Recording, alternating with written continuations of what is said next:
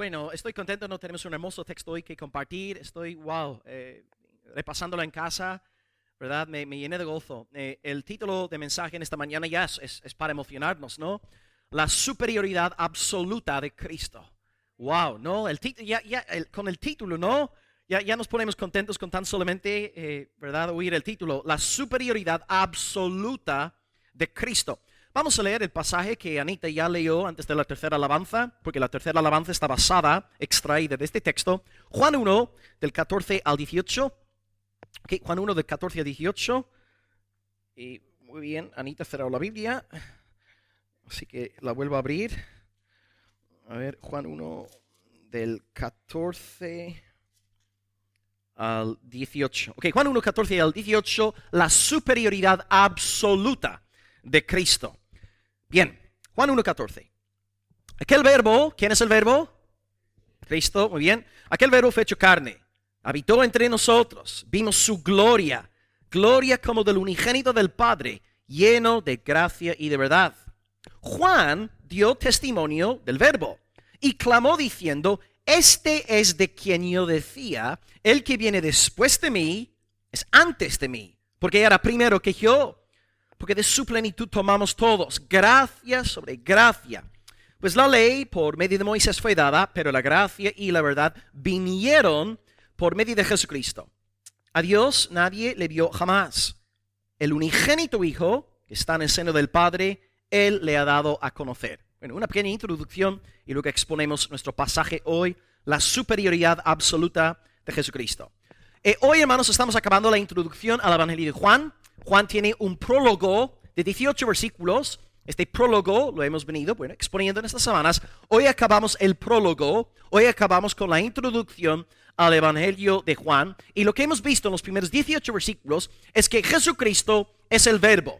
Jesucristo es Dios sobre todas las cosas. Él es el creador. Él es la luz de todos los hombres. Él es la vida de todos los hombres. Y también hemos visto que más allá de esta luz y esta vida naturales, hay una luz especial, una vida especial que da a su pueblo escogido. Y estas personas nacen de nuevo por el poder, no del hombre, sino por el poder del Espíritu Santo. Como estudiamos la semana pasada, Juan 1:13 dice: han nacido no de sangre, ni de voluntad de carne, ni de voluntad de varón, sino de Dios. Si tú estás aquí hoy regenerado, salvado, es por la voluntad de Dios. Dios te salvó. Fue su Espíritu Santo el que te convirtió en un hijo de Dios. Así que toda la gloria para el Padre, el Hijo, el Espíritu Santo, nada para nosotros. Somos receptores de esta gracia divina. Pues esto es lo que hemos estado viendo en los primeros 18 versículos.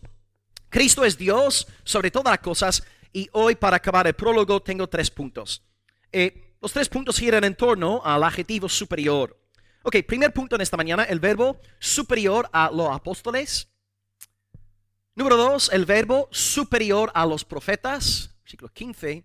Y luego finalmente, Cristo superior a la ley. Y estuve aquí un mes entero estudiando estos 3 versículos. Por poco me volví loco, ¿no? El verbo superior a los apóstoles. 2, superior a los profetas. Y número 3, superior a la ley. Vamos a enfocarnos en el versículo 14, Juan 1:14, Cristo superior a los apóstoles. Dice, versículo 14, aquel verbo fue hecho carne y habitó entre nosotros y vimos su gloria, gloria como del unigénito del Padre, lleno de gracia y verdad. Bueno, habéis explicado que el verbo es el Señor Jesucristo. Él es el verbo, Él es el Hijo eterno de Dios. Y como tal, Él es el creador de todo, da vida a todo, da luz a todo. Cristo, entonces, en el sentido de revelación natural, en el sentido de gracia común, da luz y vida a todos. Por ejemplo, este planeta existe gracias a Jesucristo. O sea, Cristo no solamente sostiene a los santos, sino que también sostiene al cosmos entero. Así podemos interpretar Pablo en 1 Timoteo 4:10, donde dice que Cristo es el Salvador de todos los hombres, mayormente de los que creen. No está diciendo Pablo que el universalismo sea correcto. Pablo no está enseñando que Cristo sea el Salvador de todos los hombres, pero sí es el Salvador en el sentido del proveedor, del que nos da vida, del que nos da luz, del que nos da revelación natural. En este sentido general natural, Cristo es el Salvador de todos los hombres, pero mayormente es el Salvador de aquellos que son de Él, aquellos que creen. Vemos esta distinción entonces entre revelación natural y revelación especial. Cristo entonces es el Verbo que da vida a todos, da luz a todos, y alabado sea su nombre, a su pueblo Él da gracia salvadora. No solamente gracia común que todos recibimos, sino también gracia salvadora. Cristo entonces es el Verbo. Esto significa que Jesús, antes de encarnarse en Belén, hace 2000 años, ya existía. Y ya que Cristo es Dios, esto significa que Él creó a su propia madre. Significa que Cristo decidió nacer. Nadie aquí decidió nacer, pero Cristo sí decidió nacer porque Él ya existía antes de encarnarse. Claro, existía en forma puramente divina. Jesús entonces, el Verbo, versículo 14, fue hecho carne. Así que tenemos Cristo, que es Dios, haciéndose carne, asumiendo una naturaleza humana. Aquí tenemos la doble naturaleza de Cristo, divino, humano, el Dios hombre, el único Dios hombre de la historia. Podemos estudiar la Biblia y aprender sobre hombres de Dios, ¿no? Abraham, Moisés, David, pero cuando hablamos de un Dios hombre, solamente hay uno, Jesucristo, único, peculiar, ¿verdad? Cristo es absolutamente, cualitativamente distinto. Y Cristo entonces decide encarnarse, llega al mundo y recibe una naturaleza humana gracias a la obra del Espíritu Santo en el vientre de María, su madre. Así que Cristo recibe una naturaleza humana, uniendo esta naturaleza humana a su naturaleza divina. Es importante aquí recalcar que Jesús no dejó de ser Dios cuando se encarnó.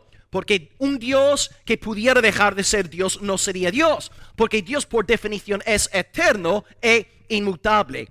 Cristo no dejó de ser Dios, pero añadió a su naturaleza divina una naturaleza humana. El Verbo pues entra en nuestro mundo de espacio-tiempo por medio de lo que llamamos la unión hipostática. Eso es lo que vais a ver en libros de teología sistemática. La unión hipostática habla de la unión entre estas dos naturalezas, la divina por un lado y la humana por el otro. Juan declara que este Cristo es Dios, es hombre, aquel nazareno, treintañero, el predicador itinerante, era en realidad el Hijo eterno de Dios. Y Juan dice, versículo 14, habitó entre nosotros. Aquí en el griego lo que Juan dice literalmente es tabernaculizó entre nosotros. Hizo su tabernáculo entre nosotros. Juan es un judío. Juan es un experto en el Antiguo Testamento. Y Juan ahora está diciendo que Jesús es el cumplimiento del tabernáculo. En los días del Antiguo Testamento, antes de que levantasen el templo, tenían un tabernáculo. ¿Y quién moraba en el tabernáculo?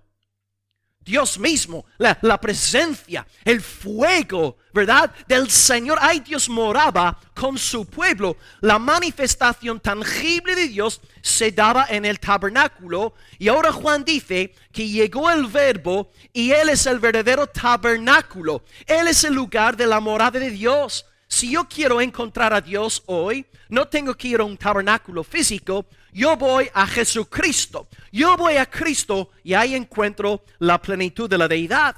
E interesantemente, después de los israelitas levantar el tabernáculo, en los días de Salomón, quitaron el tabernáculo, levantando en su lugar el templo. Y en capítulo 2, os voy a predicar en un par de meses, Cristo dice en Juan 2, versículo 19, destruid este templo y yo lo levantaré en 3 días. Y Juan nos comparte una nota editorial.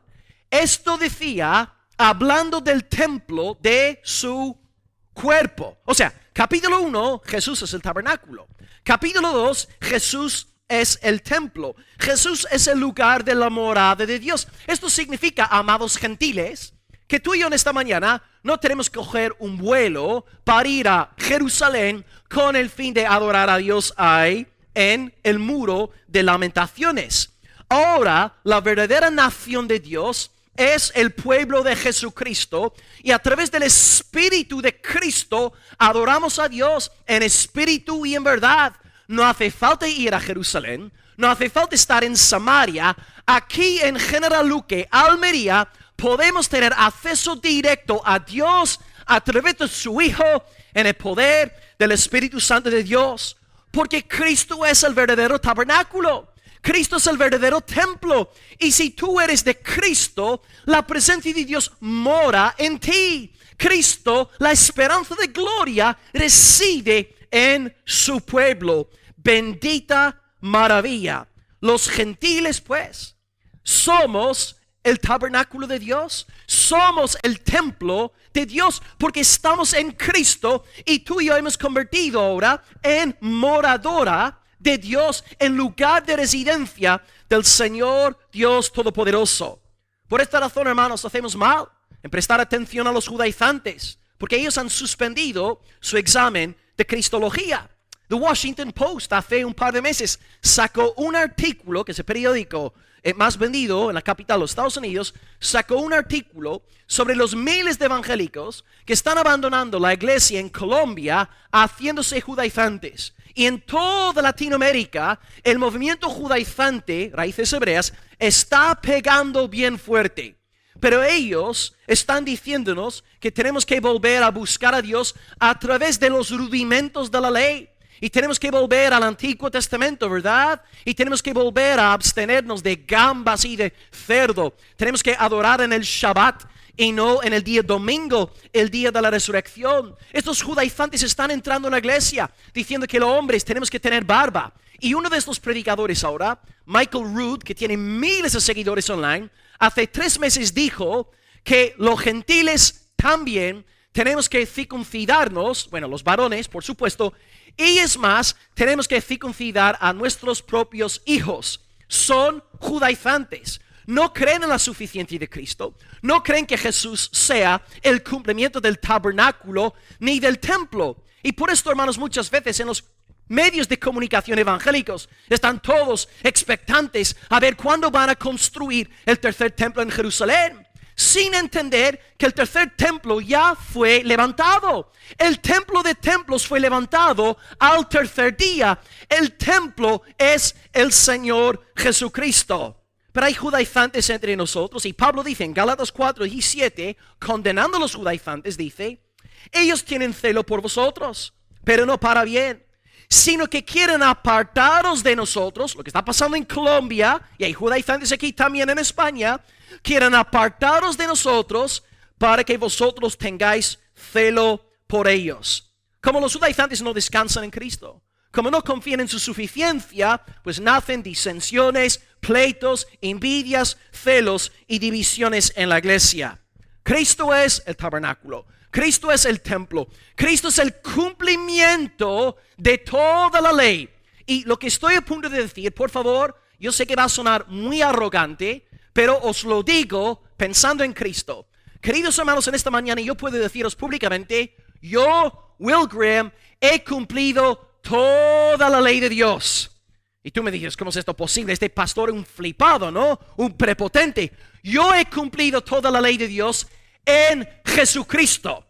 Él cumplió la ley en mi lugar. Su justicia es mía. Consiguientemente, no tengo que volver a edificar lo que antes fue derribado. En Cristo no tenemos que volver ahora a los caminos del judaísmo. Es más, si el tabernáculo y el templo fuesen levantados de nuevo en nuestros días y pudiesen hablar, nos dirían a todos: no os fijéis en nosotros, fijaos en Jesucristo. Yo, el tabernáculo, existo para apuntar hacia Jesús. Yo, el templo, estoy en existencia para señalar a Cristo. Fijaos en Cristo, mirad a Cristo. El tabernáculo y el templo han de llevarnos hacia el lugar supremo de la morada de Dios. Cristo es el cumplimiento. Él es el tabernáculo, Él es el templo. Y ya que es así, dice Juan en versículo 14 también, vimos su gloria. Él tabernaculizó entre nosotros. El tabernáculo es un lugar de gloria. Y por esta razón Juan dice: vimos su gloria. El tabernáculo es un lugar de gloria gloria como del unigénito del Padre. Juan aquí de nuevo está pensando en el Antiguo Testamento, porque luego agrega que Cristo es lleno de gracia y verdad. Cristo es el tabernáculo, en Él hay gloria y Él es lleno de gracia y verdad. Esta cláusula, gracia y verdad, está sacada textualmente del Antiguo Testamento. Concretamente, Éxodo 34. Antes de citaros el pasaje, os comento un poco el contexto para que entendáis lo que está aquí en juego. En el capítulo 33, Dios se había enfadado con el pueblo. Estaba ya harto, estaba cansado, ¿no? Este pueblo duro de servir.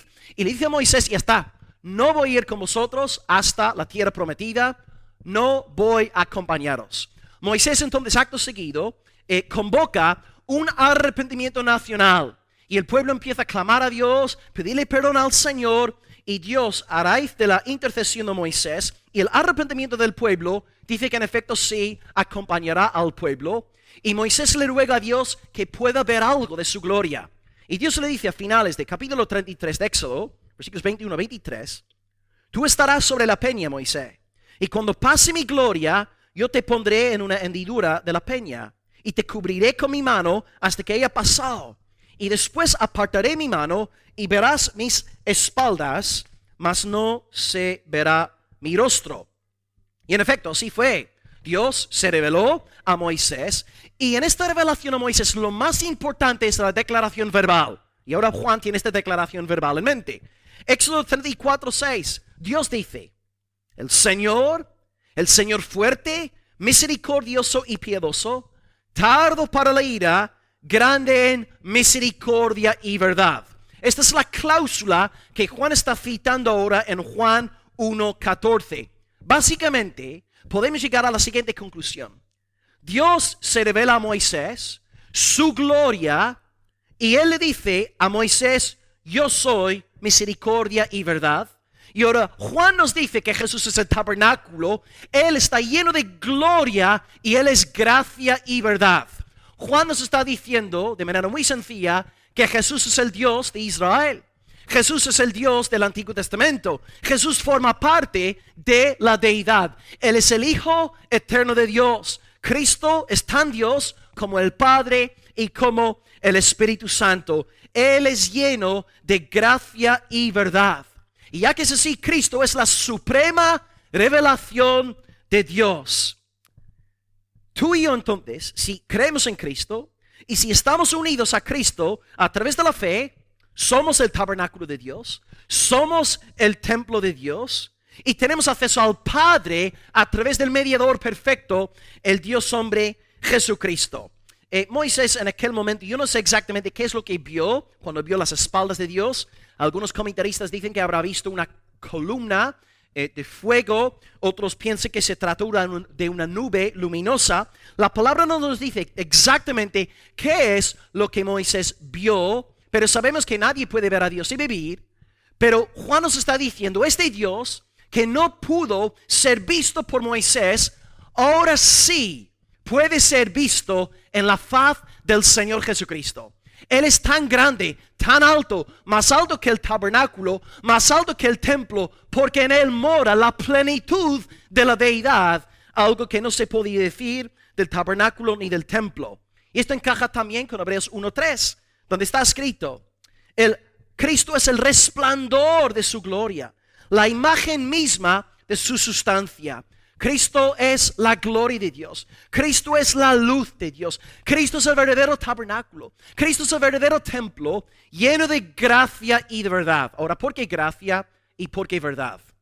Gracia porque en Cristo hemos alcanzado el perdón de los pecados. Porque Cristo tendría que fulminarnos a todos. Porque todos somos malos, todos somos pecadores, todos nos hemos rebelado 1,000 millones de veces contra nuestro Dios. Pero en Cristo recibimos el beso, el abrazo del Padre. Él es lleno de gracia, nos perdona, nos salva, quita nuestro pecado. Y también Él es lleno de verdad. ¿Por qué lleno de verdad?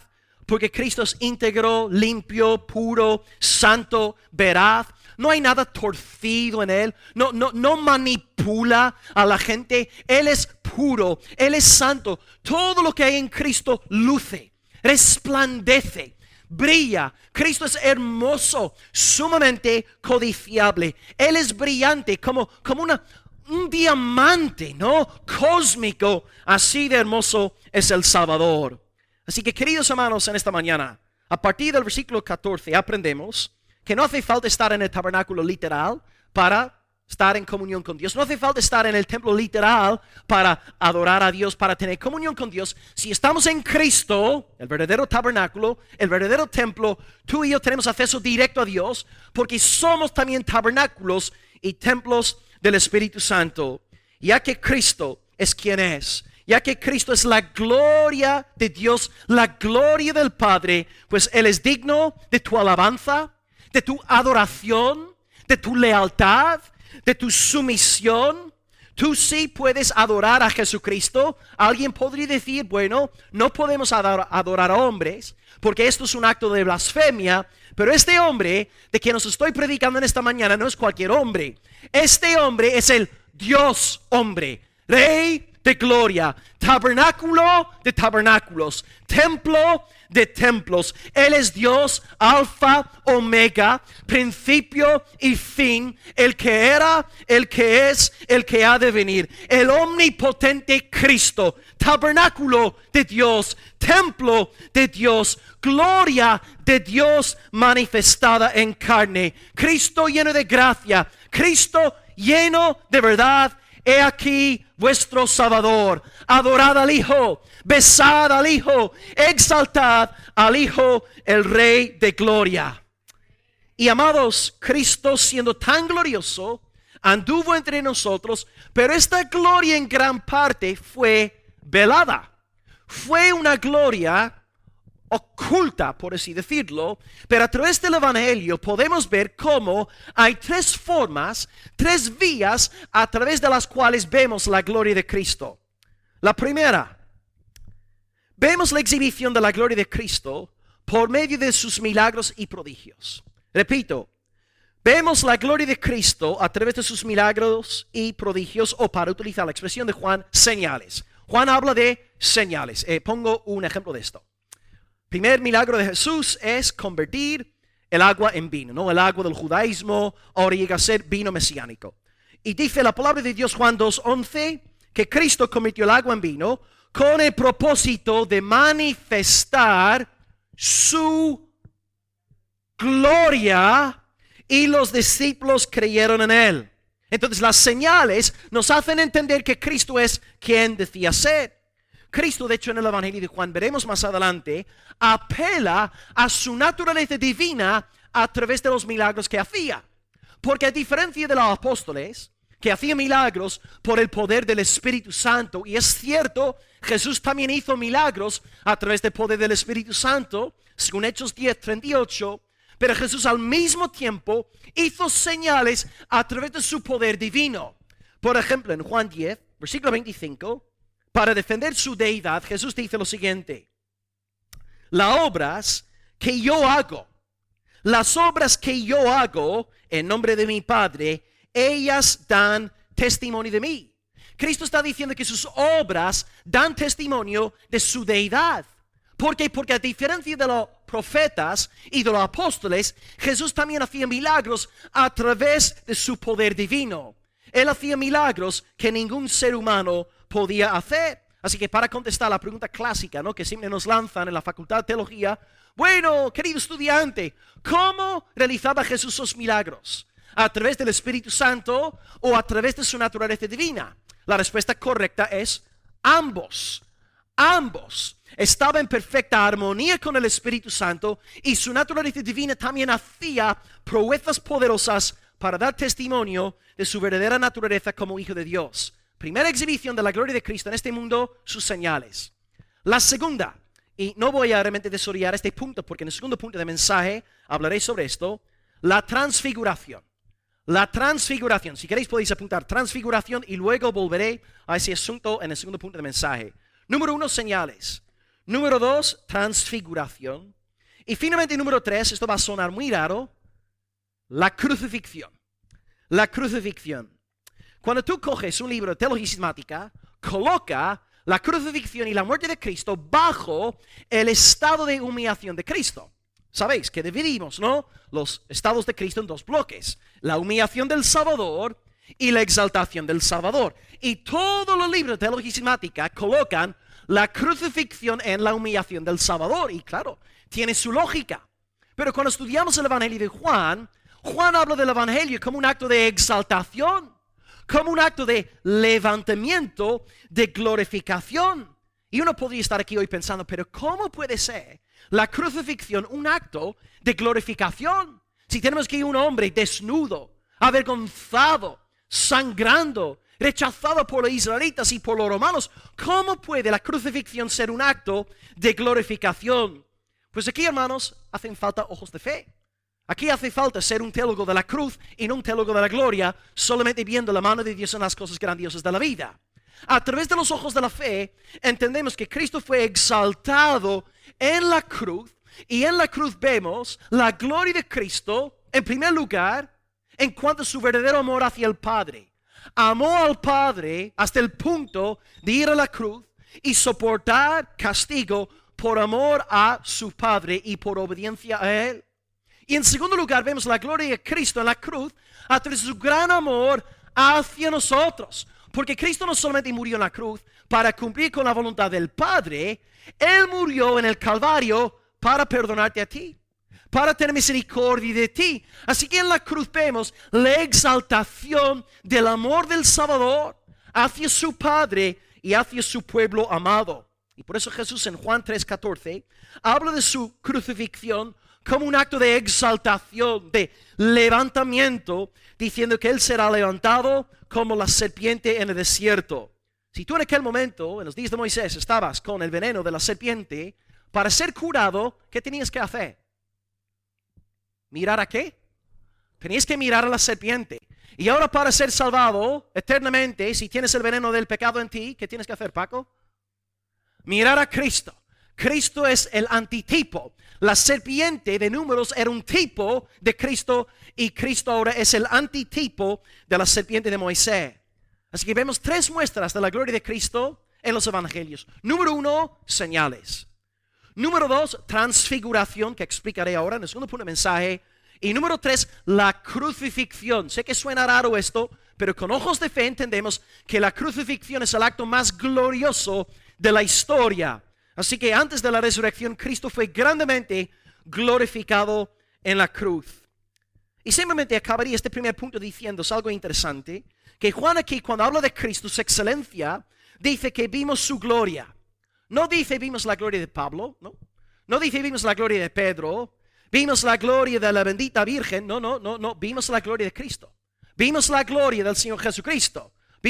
No vimos la gloria del pastor, no, vimos la gloria del Salvador Jesucristo. Solamente Cristo es digno de tu adoración en esta mañana. ¿Por qué? Porque Él es glorioso. ¿Y por qué es glorioso? Porque Él es Dios sobre todas las cosas. Amado hermano, no te canses de alabar a Cristo. No te canses de cantarle por ser quien es y por haber hecho lo que Él ha hecho. Su persona y su obra son la causa eficaz de tu salvación. Tu Salvador en esta mañana no es un mero ángel, no es un predicador evangélico. Tu Salvador es el Dios fuerte, el príncipe de paz, y Él te guardará hasta el día final. Si Dios mismo te ha salvado, ¿cómo dudar de tu salvación? Cristo te tiene en sus manos y te guía con ternura, y lo hará hasta que vuelva por segunda vez.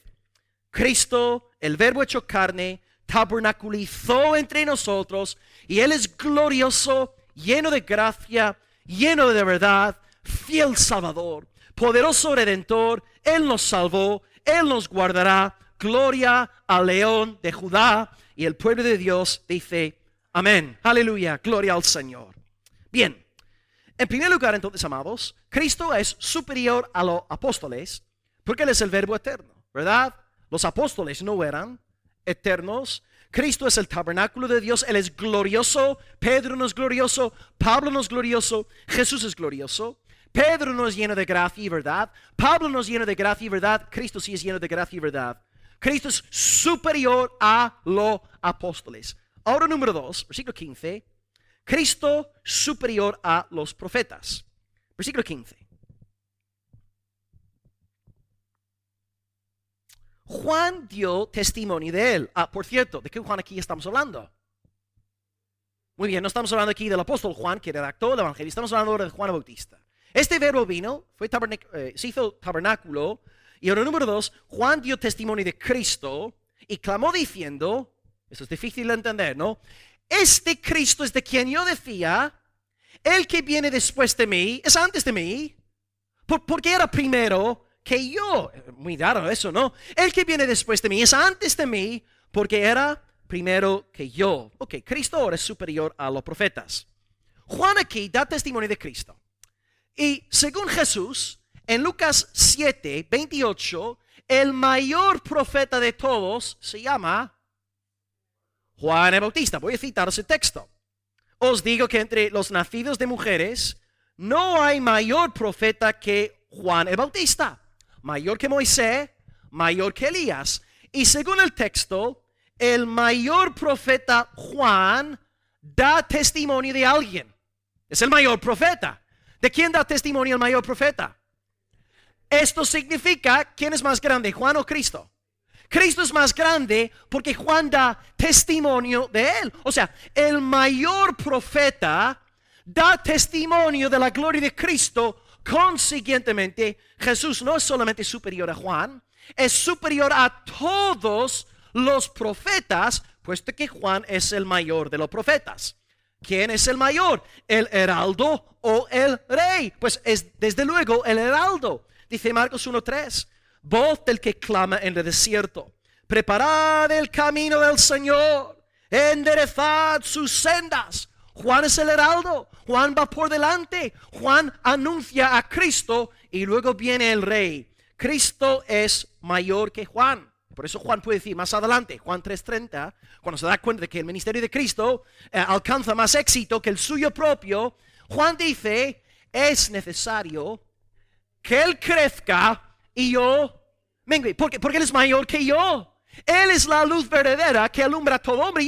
Yo doy testimonio de la luz, pero Cristo es la luz verdadera. Él es el Hijo de Dios. Estas personas intentaron, ¿no?, que Juan hablara mal de Cristo, porque Cristo empezó a bautizar a mucha gente a través de los discípulos, y Juan vio cómo iba perdiendo a feligreses en su iglesia, iban a donde Jesús. Pero Juan, en vez de responder con envidia ministerial, con celos pastorales, él dio la gloria a Dios, porque entendió que la obra es del Señor Jesucristo, y tenemos que aplicar esto también a nuestra iglesia local.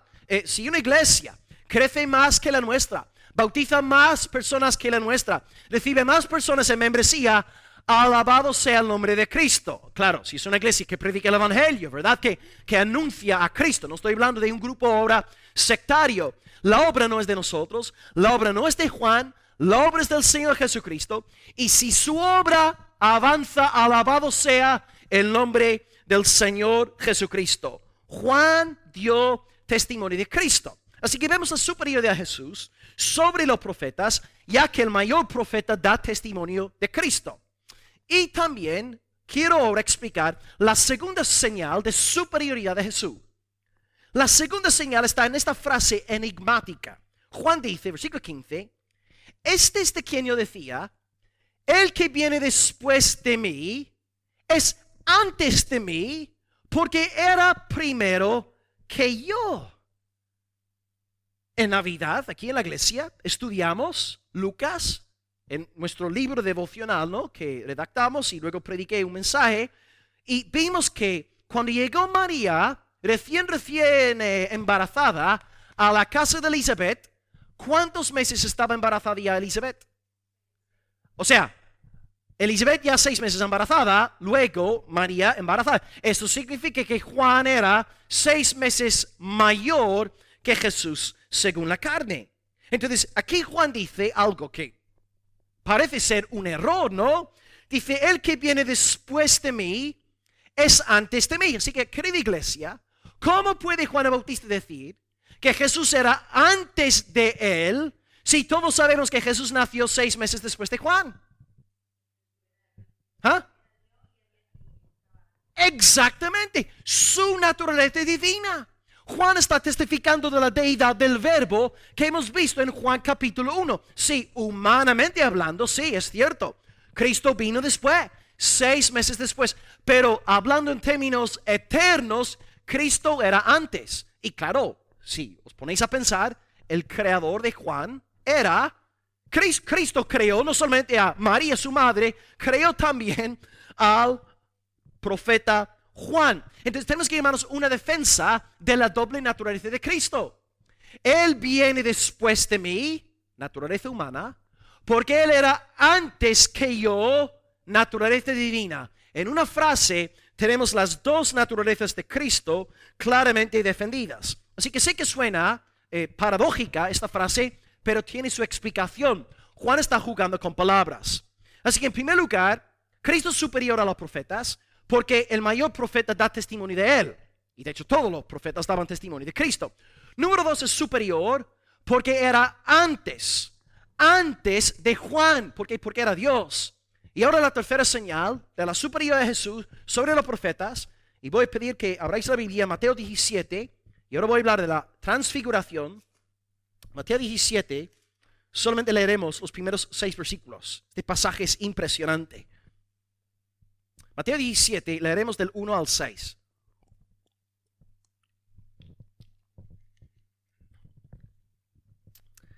Seis días después, Jesús tomó a Pedro, a Jacobo y a Juan, su hermano, y los llevó aparte a un monte alto.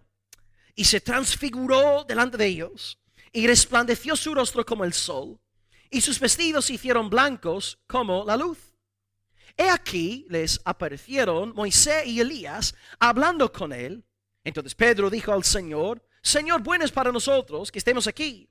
Si quieres, hagamos aquí 3 enramadas, una para ti, otra para Moisés y otra para Elías. Y mientras él aún hablaba, una nube de luz los cubrió, y he aquí una voz desde la nube que decía: Este es mi hijo amado, en quien tengo complacencia, a él oíd. Al oír esto, los discípulos se postraron sobre sus rostros y tuvieron gran temor. ¡Wow! ¡Qué escena más increíble! Tenemos los 3 discípulos de Jesús más destacados, Pedro, Jacobo y Juan, que siempre estaban con Cristo en los momentos más íntimos de su vida. Y luego por otro lado tenemos Moisés y Elías. Moisés, el profeta que representa la ley. Elías, el profeta que representa a los profetas. Así que tenemos aquí a 5 personas. Seis personas. Está Jesús también, ¿verdad? Pero 3 apóstoles, 2 profetas y luego el Salvador Jesucristo. Y ahora, aprovecho también aquí para destacar, ya que hablé antes de los judaizantes, también en Almería ahora están los Solo Jesús. Ya tienen su local, no sé si lo habrán comprado o si lo tienen alquilado, están ahora en Almería. Los Solo Jesús dicen que el Padre es el Hijo y que el Hijo es el Espíritu Santo, y niegan la doctrina de la Trinidad. Pero aquí en el monte de la transfiguración vemos claramente la distinción personal entre el Padre y el Hijo. El Padre no es el Hijo. El Hijo fue transfigurado y luego hubo una voz del cielo diciendo: Este es mi Hijo amado. Hermanos, el Padre no es el Hijo. Decir que el Padre es el Hijo es una herejía. Y esto nos hace pensar en otra escena de los evangelios. Exactamente, porque en el bautismo Jesús está en el agua, el Espíritu desciende sobre Jesús en forma de paloma, y la voz del Padre: Este es mi Hijo amado, en quien tengo complacencia. Sucede exactamente lo mismo, pero esta vez el Padre agrega 3 palabras: a, el, oíd. Ahora, queridos hermanos, hay 5 personas presentes: Pedro, Jacobo, Juan, Moisés y Elías. Cuando Dios el Padre dice: a él oíd, ¿a cuál de estos 5 está hablando? Yes. ¿A quién se refieren estas palabras, a él oíd? A Jesús. Entonces el Padre está diciendo a los 5 que representan la banda apostólica y la banda profética: a mi Hijo oíd. Cristo es superior a los apóstoles. Cristo es superior a los profetas. A él oíd. De hecho, hermanos, la ley testifica de Cristo. y los profetas testifican del Señor Jesucristo. Nada más abrir tu Biblia en el libro de Génesis, capítulo 3, Dios le dice a Eva en el versículo 15, el protoevangelio, diciendo que el Mesías iba a ser el hijo de Eva. Y más adelante en Génesis aprendemos que el Mesías será el hijo de Abraham, el hijo también de Isaac. Solamente en el libro de Génesis tenemos la profecía de Cristo. La ley daba testimonio del Salvador. Y luego los profetas también daban testimonio de Jesús. Por ejemplo, Miqueas 5:2 nos indica que el Mesías nacerá en el pueblo llamado Belén, Belén de Judea. Y luego, hermanos, Isaías 53, que es una predicación cristológica, ¿no, hermanos? Bestiales, impresionante. La ley testifica de Cristo. Los profetas testifican de Cristo. Los apóstoles testifican de Cristo.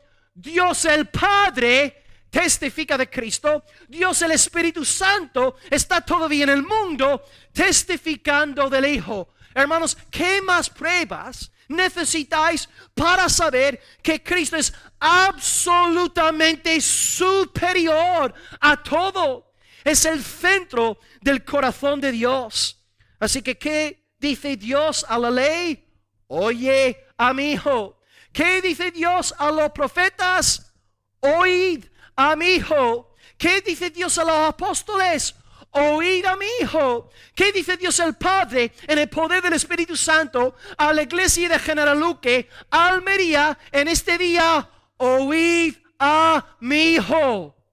Haced caso a mi hijo. Él es incomparable, excelso y glorioso, grandemente glorificado. Cristo es superior, absolutamente superior a todo. Superior a la ley, superior a los profetas, superior a los apóstoles. Alabado sea el nombre de Cristo desde ahora y hasta el día de la eternidad. Amén y amén. Gloria a Dios. Gloria al Señor. Y ahora, queridos hermanos, llego al punto de mensaje que por poco me metió en la tumba. Yo os comento que estuve un mes entero estudiando este tercer punto de mensaje. Y esto es muy frustrante porque si pierdo 4 semanas casi en un punto de mensaje, significa que ya en otras semanas tengo que estar desarrollando 2 o 3 mensajes para luego recuperar el tiempo perdido. Así que el problema es que, claro, yo aquí ahora os voy a decir en 10 o 15 minutos algo que me ha costado un mes de trabajo.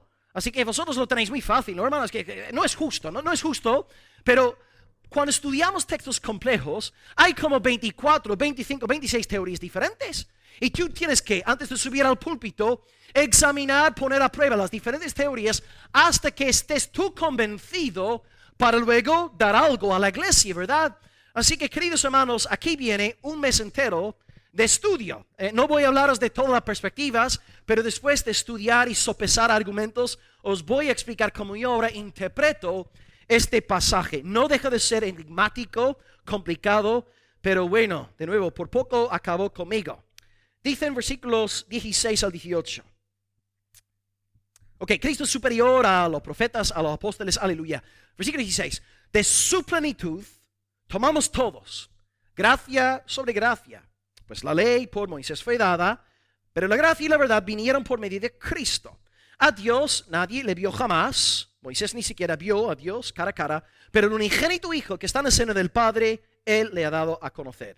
Bien, sé que estoy aquí ante un pasaje muy complicado. Yo pensé que entendí el pasaje antes de ponerme a estudiar. Y aquí vemos una vez más la belleza de la predicación expositiva y secuencial, ¿verdad? Porque cuando un pastor predica de forma temática y simplemente predica lo que a él le dé la gana, siempre acaba diciendo las mismas cosas. Cuando yo era un predicador joven, ¿no? Solamente hablaba de oración, avivamiento, fuego de Dios y santidad. Solamente estos 4 temas. Cada vez que subía al púlpito, predicaba de uno de estos 4 temas y cogía textos, ¿verdad?, con el fin de que apoyasen mis ideas. Pero como dice John MacArthur, cuando empiezas a predicar expositivamente y secuencialmente, el Señor te santifica a través de la palabra, porque empieza a corregirte, empieza a santificar tu entendimiento, ves más perlas en la palabra, descubres tesoros que antes no veías. Así que he tenido una especie de experiencia así con este texto. Bien, comienzo con la expresión maravillosa. De su plenitud tomamos todos. Aquí no hay nada complicado. Significa, de nuevo, lo que hemos visto en capítulo 1 hasta la fecha. Todos los que estamos aquí hemos recibido la vida de Cristo, la luz de Cristo. Incluso vosotros que no sois salvos, tenéis lo que tenéis gracias a Jesucristo. Él os sostiene, Él os da oxígeno en vuestros pulmones. Vosotros estáis aquí ahora mismo gracias a la misericordia de Jesucristo. De su plenitud, de su deidad, de su gloria, tomamos todos. Todos existimos gracias a Jesucristo. Pero ahora llega esta frase que es, bueno, a primera vista fácil de entender, pero fui corregido en mi estudio.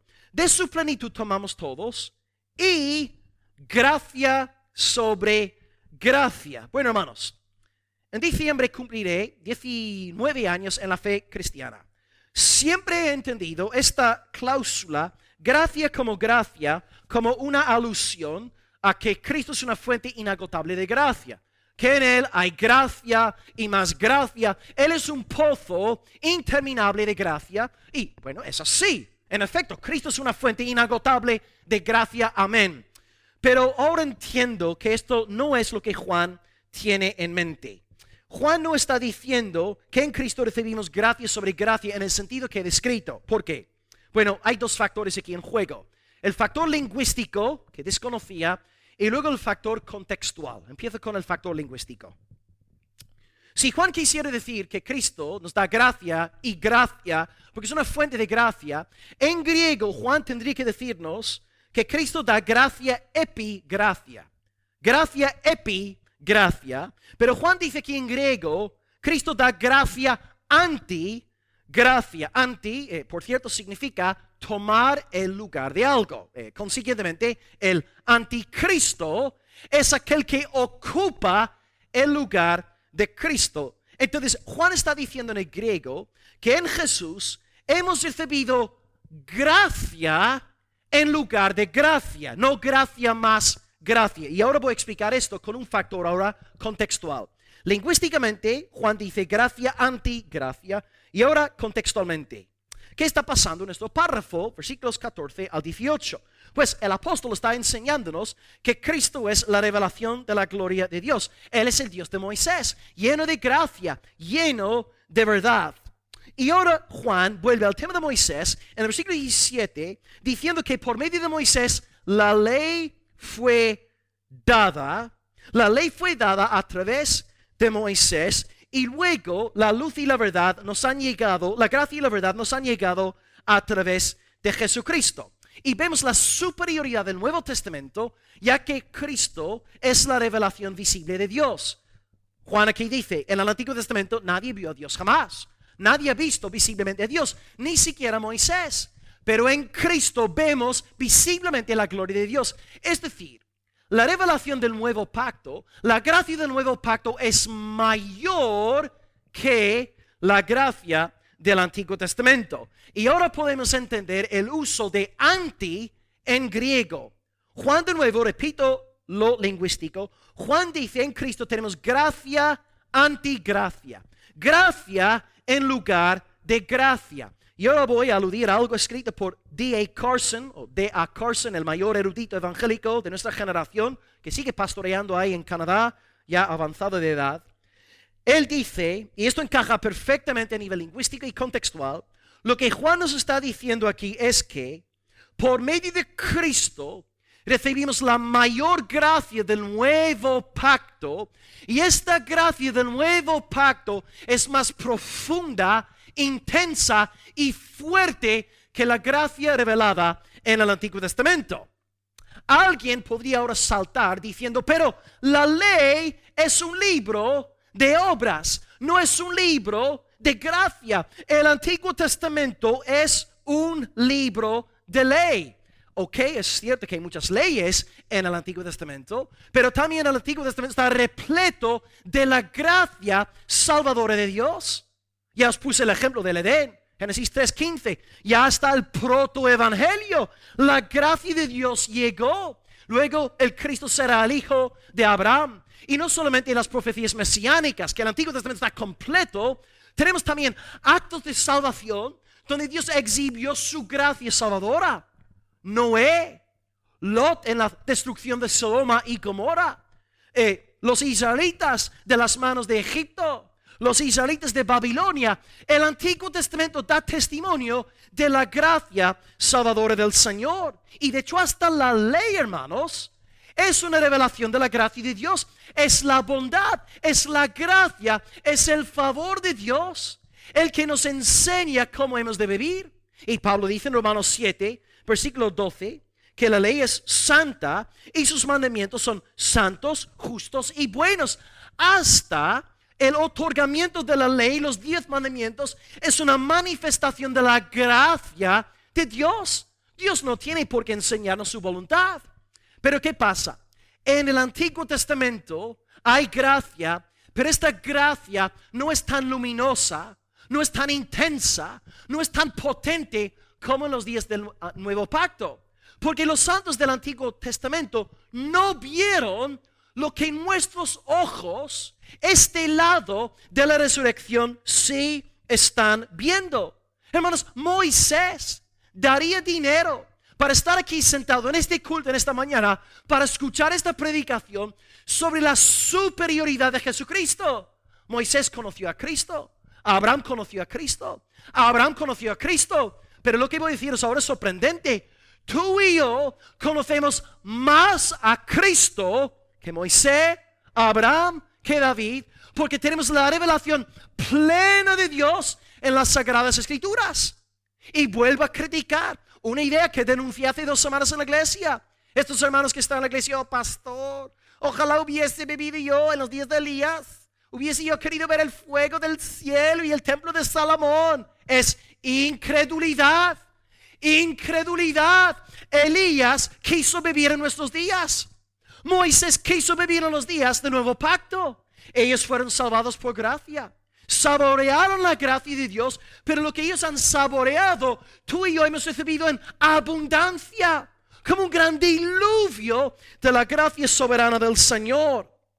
Alguien aquí también podría decirme: pero pastor, en el versículo 17 dice que la ley es un sistema no de gracia, no de verdad, porque el versículo 17 dice: la ley por medio de Moisés fue dada, pero la gracia y la verdad vinieron por medio de Cristo.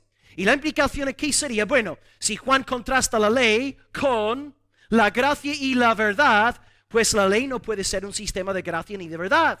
Pero aquí tenemos un problema con la traducción de la Reina Valera. En el griego la palabra pero no aparece. Y aquí en este sentido la traducción de la Biblia de las Américas es superior. Se lee de la siguiente manera: la ley fue dada por medio de Moisés, la gracia y la verdad fueron hechas realidad por medio de Jesucristo. Y aquí vuelvo a D.A. Carson nuevo. Juan aquí no está estableciendo un contraste, sino una comparación.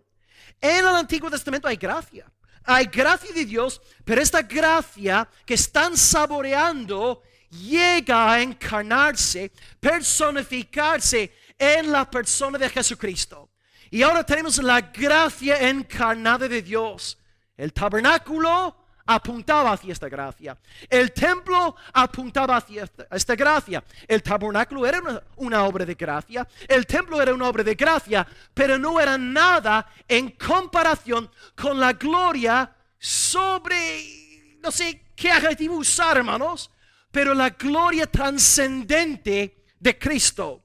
Así que lo que tenemos aquí en este pasaje es Cristo como superior a la ley. Porque la gracia que nos fue revelada en el Antiguo Testamento se ha vuelto más profunda, intensa y potente. Y ahora voy a usar una ilustración de Gálatas para corroborar todo esto. Gálatas 4, del 1 al 3. Gálatas 4, 1 al 3.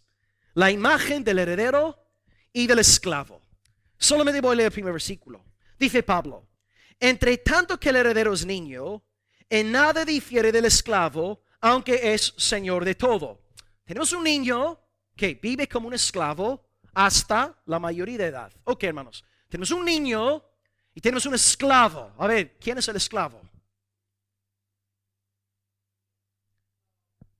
Judío, pero necesita más que judío. ¿Qué tipo de judía?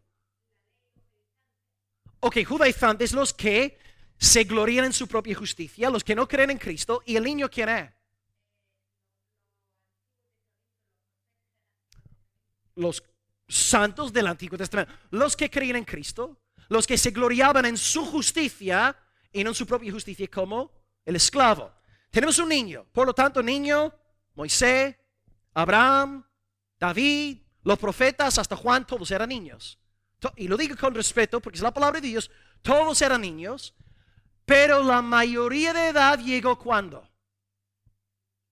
La venida de Cristo, la encarnación de Cristo, y a partir de la muerte, resurrección, ascensión de Cristo, aquellos que vivimos ahora en los últimos tiempos, en el tiempo mesiánico, somos los hermanos mayores. Somos los adultos. Así que los esclavos son aquellos que no son de Cristo. Los niños son los santos hasta Juan el Bautista. Y ahora los mayores de edad somos nosotros, los cristianos. Así que Moisés era nuestro hermano menor. Ahora, cronológicamente hablando, nuestro hermano mayor, pero en términos espirituales, era nuestro hermano menor, porque tú y yo hemos alcanzado la mayoría de edad. Esto significa que tú y yo tenemos más luz, más revelación, más iluminación, más alumbramiento, más conocimiento de Cristo que Moisés, que Juan el Bautista, etc. Aquí cito a Juan Calvino. Institución, libro 2, capítulo 9, sección 1. Dice: actualmente se ofrece ante nuestros ojos, de una manera mucho más íntima, la gracia que los profetas han testificado. Ellos solamente la probaron, mientras que nosotros, amados hermanos de General Luque, disfrutamos de esta gracia con toda abundancia. Lo que tenemos pues es infinitamente superior a lo que disfrutaron los santos del Antiguo Testamento. Así que Moisés está en el cielo justificado por la fe. Abraham está en el cielo justificado por la fe. Juan el Bautista está en el cielo justificado por la fe, igual que nosotros, pero tú y yo somos más bienaventurados que ellos, porque Dios ha permitido que vivamos en este mundo con más conocimiento del Salvador que ellos.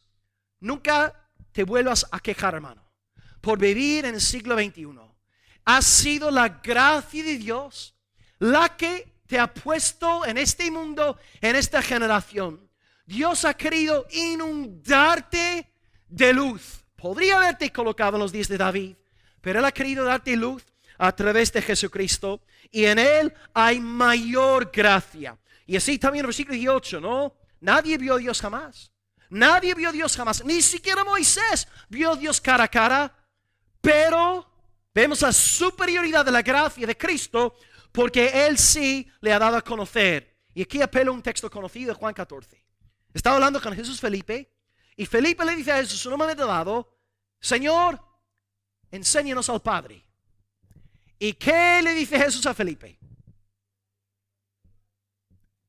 Tanto tiempo estoy con vosotros y me preguntáis, enséñanos al Padre. Felipe, por favor, el que me ha visto a mí, ha visto al Padre. O sea, vemos, hermanos, que Moisés no era capaz de ver directamente la gloria de Dios, pero en el nuevo pacto, los días de mayor revelación, ahora tenemos la gloria de Dios brillando en la faz del Cristo crucificado y resucitado.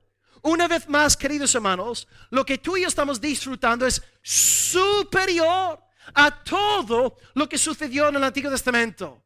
Por eso no debe interesarnos el tabernáculo de antes, ni el templo de antes, ni el sistema levítico de antes. Todo esto estaba apuntando hacia Cristo, la plenitud de Cristo. Y con razón, pues, si vamos a ser una iglesia cristiana, tenemos que gozarnos en Cristo, alabar a Cristo, exaltar a Cristo. Dios quiere que todos viváis a la luz de la excelencia, la gloria incomparable del Señor Jesucristo.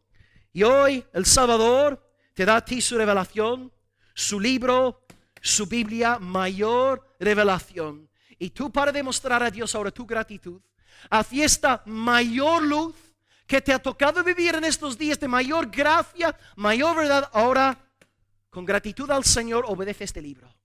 Atesora este libro. Aquí tienes el cetro de Cristo. ¿Cómo gobierna Cristo su iglesia? A través de esta palabra. no a través de la imaginación del pastor, su creatividad, sus proyectos, sus planes. No, la palabra de Dios, sola escritura. Si tú de verdad estás agradecido por todo lo que te ha enseñado el Padre en esta mañana, atesora este bendito libro, el libro de Cristo, el cetro de Cristo. Atesóralo, memoriza sus versículos, créelo, aplícalo a tu vida por medio de la escritura. Tu Cristo, tu Salvador, te gobierna. Este libro es su regalo de gran luz para nosotros. Total. Cristo es superior a la ley, porque en Cristo hay mayor gracia. Gracia más intensa, más profunda. Gloria a Dios por permitirnos a nosotros aquí vivir en los días que estamos viviendo. Sí, mucha apostasía en el mundo, mucha perversión, pero tenemos la luz de Dios. Tenemos la revelación del Señor. Alabado sea el nombre de nuestro Dios. Acabo pues, hermanos, recapitulando todo lo predicado y luego oramos al Señor. En este mensaje llamado la superioridad absoluta de Cristo, hemos visto en primer lugar que Él es superior a los apóstoles. ¿Por qué? Porque Él es el Verbo. Él es glorioso. Él es lleno de gracia y de verdad. Y estas cosas no se pueden aplicar a los apóstoles. Número 2, hemos visto que es superior a los profetas. ¿Por qué? Porque el mayor profeta dio testimonio de Él. Consiguientemente, Cristo es mayor que todos los profetas.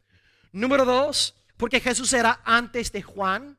Esto significa que es Dios. Y número 3, transfiguración. Pedro, Jacobo, Juan, Moisés, Elías. El Padre dice, a Él oíd.